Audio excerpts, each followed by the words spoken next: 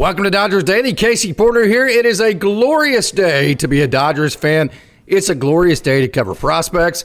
It is a glorious day to talk about Dalton Rushing, one of the Dodgers' top prospects in the entire system. Super excited, got the news earlier today that Dalton Rushing is getting the call to the major leagues.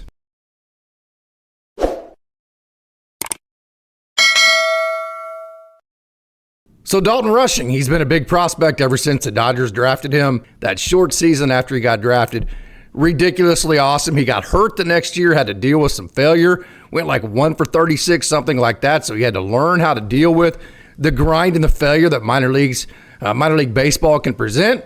And then from then on, it's been about having the right kind of strike zone, being able to impact the ball the way that he can. We know all about that. Being a good catcher, he's going to be one of the most prepared catchers that will be. He'll be the most prepared player on the team. Clayton Kershaw even mentioned that when I asked him in the post-game interview the other day about Dalton Rushing, and he mentioned how prepared he was. But more than anything, the reason why I have advocated for Dalton Rushing to stay at catcher, even though it looked like he was blocked or looked like, well, how are you going to get him major league at bats, this and that, is because he impacts the game with his attitude. He has a Pete Rose type hustle to him. He has an intensity that other guys just don't have. He keeps his pitchers locked in. He makes sure that he gets the best out of them. And if he doesn't get the best out of them, he takes it personal. Don't believe me. Here is AA play-by-play voice Dennis Higgins on Dalton Rushing. Love the way that guy plays the game of baseball. He's got that Pete Rose mentality. It's no secret that the Dodgers have the highest payroll in baseball. They are internationally famous. They are the most popular team around the world. They have 3 Hall of Famers at the top. They won the World Series last year, and they are expected to win multiple World Series moving forward.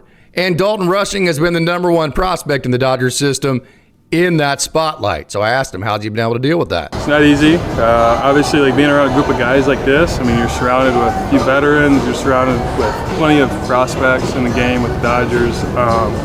So yeah, it makes it a little easier. These guys go about their business. You go about your business, just treat it like another day. Treat it like, hey, when that call comes, you're just going to be ready regardless, you know. One thing that will make the transition for Dalton Rushing and all the publicity he's going to get as he moves up is the fact that he has always played on winning teams. And playing on winning teams is right up his alley, because as good as he is, when you have other really good players around you, you don't feel like you have to do it all. All you have to do is your job. I feel like the whole clubhouse, this whole team as a whole, does a really good job of just carrying a winning mentality. We don't really worry, like, obviously, like you want to do good, you want to progress as a player, but ideally you play as a team, you play the game the right way, and things are going to go your way more times than not. As coincidentally as that those things happen, just continuing to play the game to win every single day. And like you said, yeah, I'm a winner. I love winning. I show a lot of pride, I show a lot of fire on the field, and I do that because I like to win. The big question is going to be, hey, Will Smith, we see his throwing arm. Will Smith is hitting the ball well. Will Smith is one of the best catchers in the game of baseball, and Will Smith just signed a long-term contract. So how in the world will that work out for Dalton Rushing? Let's find out. I think of it from a different standpoint. My job is to set it for, and whenever that time comes, pray that it's with the Dodgers, and when I get to that point, it's help him as much as he's going to help me, make it a vice versa kind of thing, and understand that I'm going to be able to play other positions. And so going up there, I'm not worried about catching 2 days a week. I'm going to need to be able to play left field, first, whatever position they ask me to play.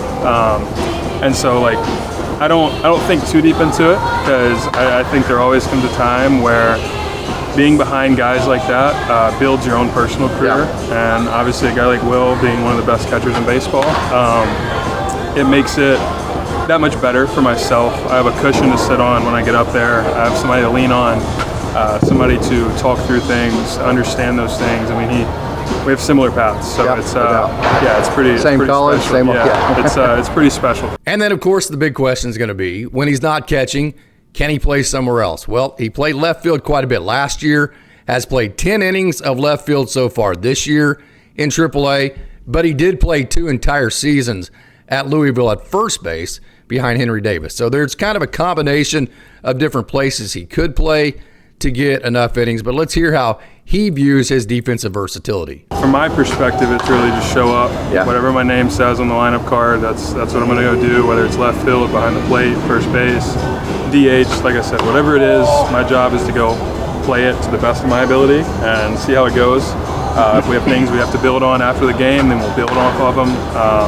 Obviously, like through the years, it's really been like hone in on catching, worry about catching, and I feel like I've really honed in on that part as far as pitch calling, game planning, connecting with pitchers, whether it's the big league staff, the staff here, whatever it is. I think I've done a really good job with that. Continuing to progress through that kind of stuff. Obviously, from an outfield perspective, it's like, look, go out there and make the plays. Do whatever you have to do to help your pitcher out. Do whatever you have to do to help the team out. Make the right throws, control the ball, know where to throw the ball. And then first base is probably the easiest one of them all from the mental standpoint. I understand. I played 2 years at first base in college, so it makes it a little easier for sure. So the calling card of Dalton Rushing, no doubt, is his offensive hit tool, the way he can impact the ball, the way he can grind out at bats in terms of swinging at the right pitches. But he's a very good athlete, and he is a good defender. He played 2 years of first base at Louisville. That will not be a problem. He played a lot in left field last year, not as much this year, but catcher is the position that he's played the most of, and he takes it very personally in terms of the pitcher's successes and failures. He does all of his homework. He's very, very prepared.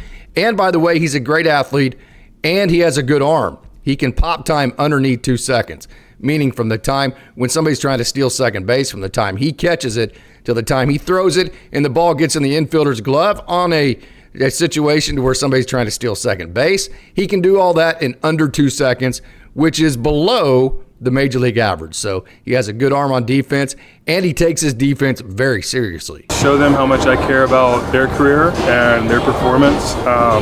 Show that whatever happens to them also happens to me. Any fall that they take, I got to take it with them.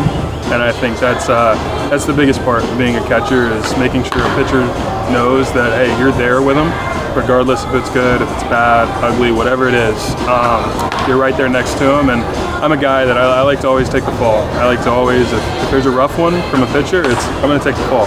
Because guess what? I could have done something better in that process to put you in a better situation to succeed. Really cool experience for Rushing just the other day in one of the minor league rehabs for Clayton Kershaw. He got to catch the Hall of Famer for the first time ever, whether it be in spring training, a bullpen, in a game, whatever. First time he ever got to catch Clayton Kershaw. Clayton mentioned in the postgame how impressed he was of how prepared Dalton Rushing was. Here's what Dalton had to say about that experience. Grow up watching this guy, or a guy like that, and it's arguably the best left-handed pitcher of all time. And so yeah, it was cool, the process, getting to talk to him pregame, getting to go through innings with him, the good, bad, the ugly. I'll take the fall for it. A guy like that shouldn't get hit. But yeah, it was pretty special for sure. It was a little eye-opening. You're like, wow, you just caught best left-handed pitcher in baseball ever. And yeah, but it's one of those things. Like, I also treat it like a learning experience. It's like, look, had a couple pitches that I probably did not make the right call on, and like I said, I'll take the fall on that. And he's better than any hitter that gets in the box against him. So one of the big calling cards is the competitive fire, the competitive energy, and the competitive element that he carries with him everywhere he goes. So where did he get it from? Probably say football. Football brings a lot of fire out in me. I play every game, hard, football, baseball, whatever it was. I have the mentality of, I'm going to beat you. It doesn't matter who you are, whoever it is, 60 feet in front of me. When I'm in the box, I'm going to beat you. I may not beat you in the way that everyone else sees that I beat you, but I'm going to beat you in my way. And yeah, that's the approach I take to every at-bat. Same thing when I'm behind the plate. I don't care if it's Barry Bonds in the box. I'm going to find a way to get you out. And when we do, I'm probably going to let you know.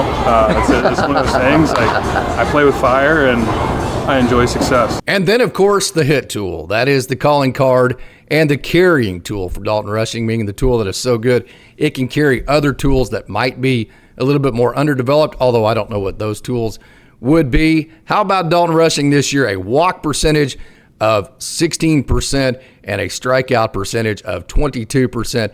In the past, his walk and strikeout percentages have been very close, and his ISO numbers, his power indexes, have been either equal or higher than his strikeout percentages, which goes to show that he has an elite trade-off between his power and his swing and miss. And the reason why that is because he knows which pitches to swing at. No doubt about that. And so Dalton Rushing obviously has a great hit tool, and he hits the ball to the opposite field right around 25-30% of the time. He hits the ball at the middle around 25-30% of the time. But then, so he can gather a lot of hits in the middle of the field, he can shoot the ball the other way for 2-strike or pitcher counts type swings. But then also, he can also pull the ball. He can pull the ball over 40% of the time to get all that pull side power. So it's a perfect case scenario. Pull side power, big part of the field, shooting the ball the other way, and pitchers count. Dalton Rushing can absolutely do it all. So, hey, I want to thank you for tuning in to today's hot take on Dalton Rushing. Congratulations to the Dodgers' #1 prospect. Super, super proud of Dalton. Super excited for him. Super excited for the Dodgers dogs and all you Dodgers out there to see what we have been seeing in Dalton Rushing for all these years and just how good he is. So, hey, until next time, I'm Casey Porter, and as always, I want to thank you for tuning in. You Dodgers dogs are the best, not the biggest, but the best, and as always, it's a great day to be a Dodger.